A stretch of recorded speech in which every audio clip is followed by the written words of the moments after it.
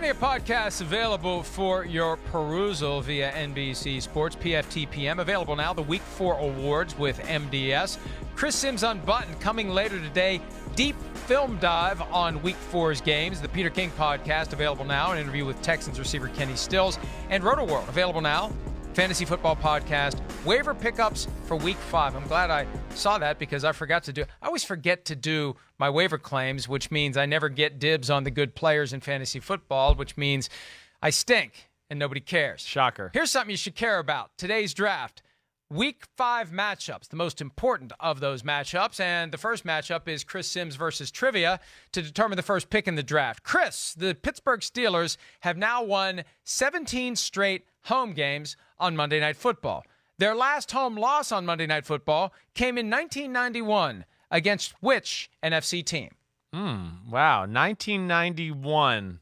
Which NFC team? Gosh, I mean, that's like the most broad question in the history. Hey, 37 years ago, there was a game and they lost on Monday night. Okay, I'll go with the San Francisco 49ers.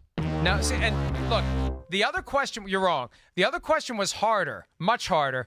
And I thought this one would be easier for you. I didn't come up with it, but I thought it would be easier because your dad was on the team. It was 1991. Wow. It was the Giants. Now, he was on the bench. Maybe that's why you didn't notice. Right. But that would make it even more likely you remember. Maybe it was the same week you put the shaving cream in Jeff Hostetler's shoes. It was coming soon, yes. Maybe that shaving cream in his shoes helped him, play better that night in Pittsburgh when the Giants beat the Steelers. So there you go. Yep. Now that you're saying it, I do remember it, though. I do, yes. So go ahead. All right. That was a screwed-up question. I hate all of you in the book. No, it wasn't. Because it was in your brain somewhere. It just took a little while for the computer to reboot. Right. All right.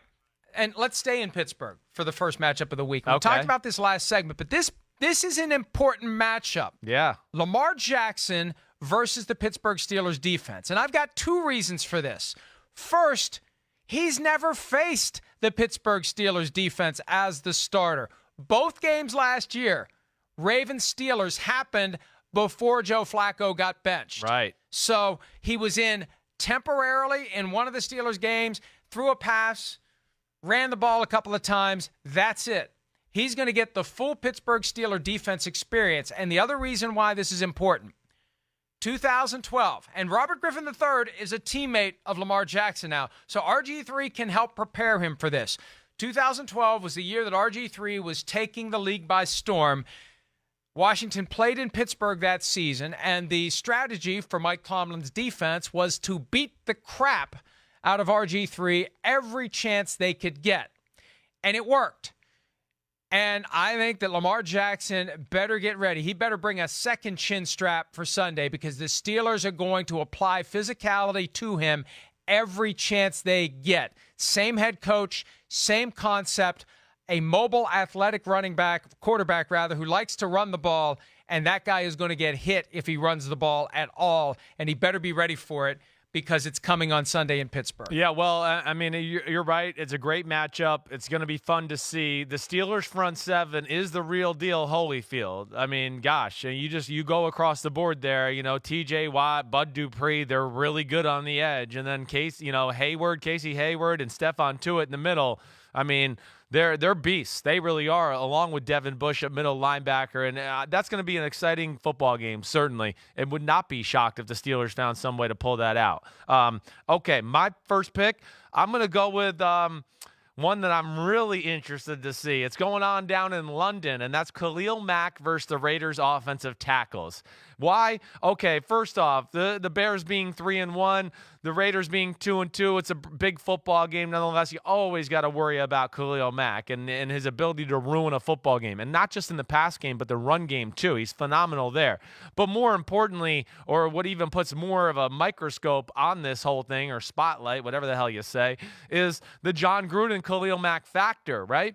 And John Gruden, I'm sure, is going to have a few special ways to make sure Khalil Mack doesn't go crazy this week and kind of reignite that conversation of how did you let Khalil Mack get out of Oakland? You guys should have paid him. And, of course, Khalil Mack would like nothing more than to throw it into the Raiders' face and John Gruden. So that's one of the best matchups I'll be looking forward to this weekend.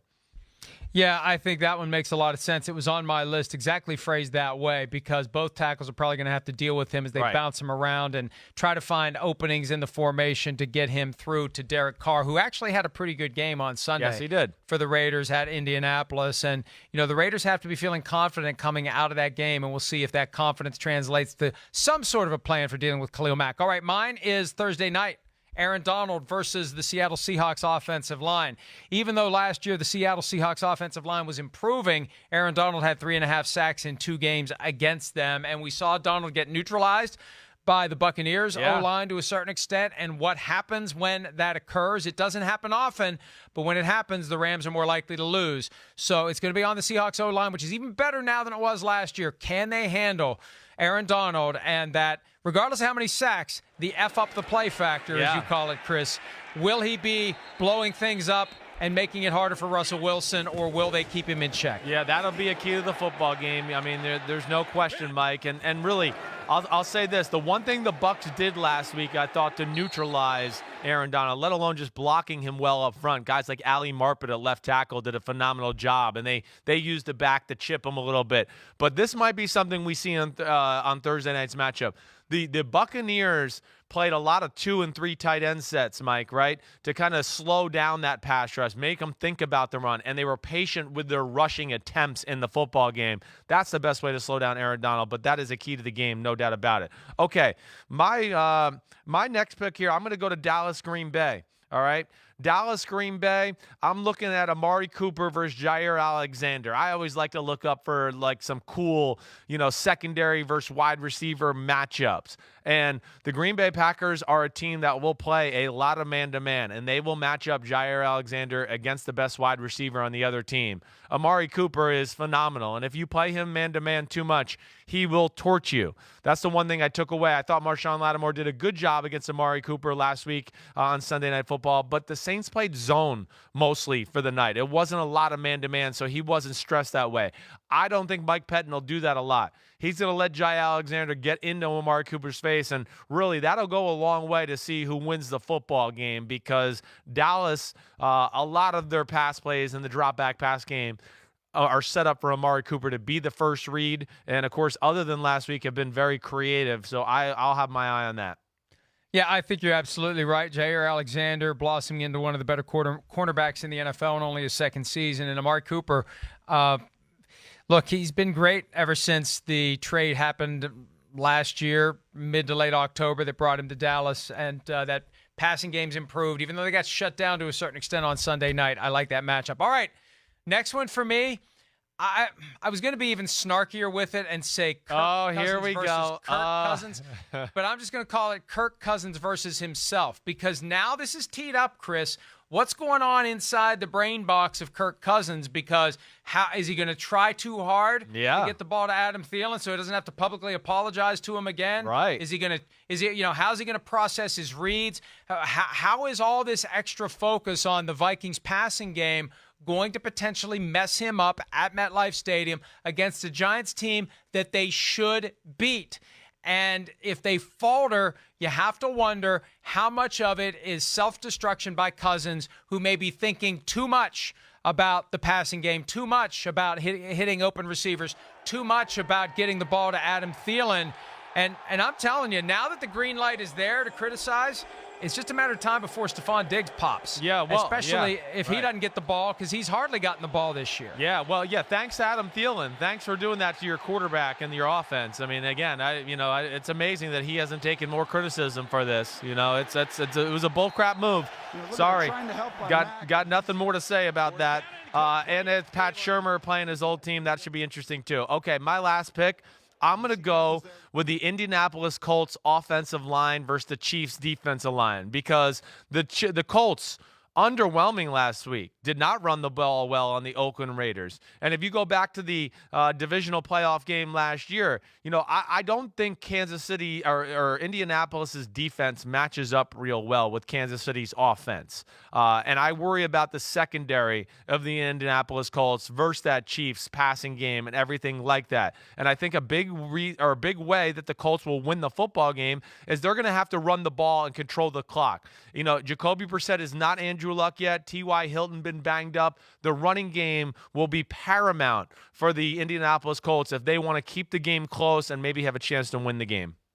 Yeah, and that's a huge Sunday night football game, even with Andrew Luck retired. Yep. And it's barely been a month since he's retired. But Jacoby Brissett has done well. The Chiefs are still the Chiefs, and a lot of good matchups. Let's recap real quick before we take our break.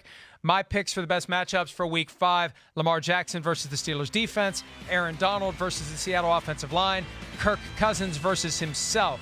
Simms has Khalil Mack versus the Raiders offensive tackles, Jair Alexander versus Amari Cooper, and the Colts O-line versus the Chiefs D-line. Quick break. When we return, Todd Gurley getting frustrated, and it's starting to show itself in his press conferences. We'll play you some of what he said yesterday, some of what didn't make it to the transcript that the Rams circulated. More PFT Live right after. I won the draft.